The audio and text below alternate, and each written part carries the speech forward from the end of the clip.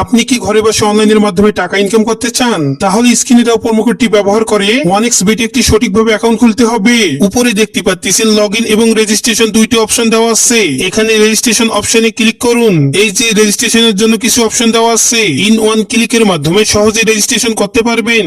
In on অপশনে click করে এখানে কান্ট্রি বাংলাদেশ রাখবেন। আপনাদেরকে এখানে প্রোমো কোড দিতে হবে যেন অ্যাকাউন্ট ফুল ভেরিফাইড হয়।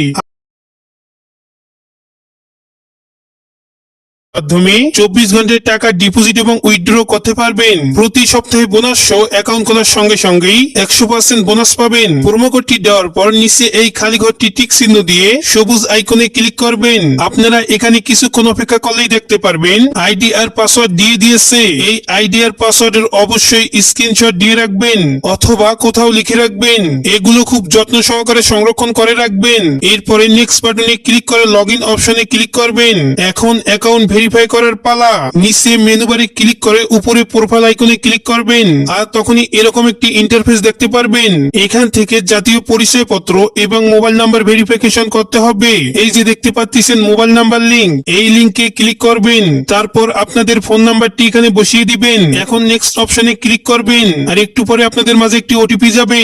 মেসেজ অপশন চেক করে সঠিকভাবে ওটিপিটি বসিয়ে দিবেন। কোডটি বসিয়ে নেক্সট অপশনে ক্লিক করবেন। আপনাদের ফোন নাম্বারটি অ্যাক্টিভ হয়ে গেছে। এখন ফিল ইন অপশনে ক্লিক করবেন। এখানে আপনাদের জাতীয় পরিচয়পত্রের সঙ্গে মিল রেখে সবগুলো তথ্য সঠিকভাবে দিবেন। আপনাদের নামের প্রথম অংশটুকু দিবেন এবং শেষ অংশটি নিচে লিখবেন। জন্ম তারিখ লিখবেন। প্রথমে সাল, পরে মাস, পরে ডেট দিবেন। প্রথমেই সাল, তারপর মাস ও তারিখ লিখবেন। প্লেস অফ বার্থ, আপনি কোথায় জন্মগ্রহণ করেছেন তা লিখবেন। এরপর রিজনে ক্লিক করে এখান থেকে বাংলাদেশ সিলেক্ট করে দিবেন। এরপর সিটি ঢাকা এবং ডিস্ট্রিক্ট অ্যাড্রেসে আপনাদের জেলা লিখিয়ে দিবেন আর জাতীয় পরিচয়পত্র সিলেক্ট করবেন। এখানে সিরিজের ঘরে 1 লিখে দিবেন। ডকুমেন্ট নাম্বারের জায়গায় আপনি আপনাদের জাতীয় পরিচয় আইডিটি লিখিয়ে দিবেন। আর আপনার যদি জাতীয় পরিচয়পত্র না থাকে তাহলে আপনি আপনাদের ফোন নাম্বারটি বসিয়ে দিবেন। এরপর আপনাদের এখানে ডেট অফ ইস্যু জায়গায় জাতীয় পরিচয় উল্টে পাশে যে একটি ইস্যু রয়েছে ওই ডেট অফ ইস্যুটি এখানে বসিয়ে দিবেন। নিচে ইস্যু বাইয়ের জায়গায় এখানে আপনারা বাংলাদেশ গভর্নমেন্ট লিখে দিবেন।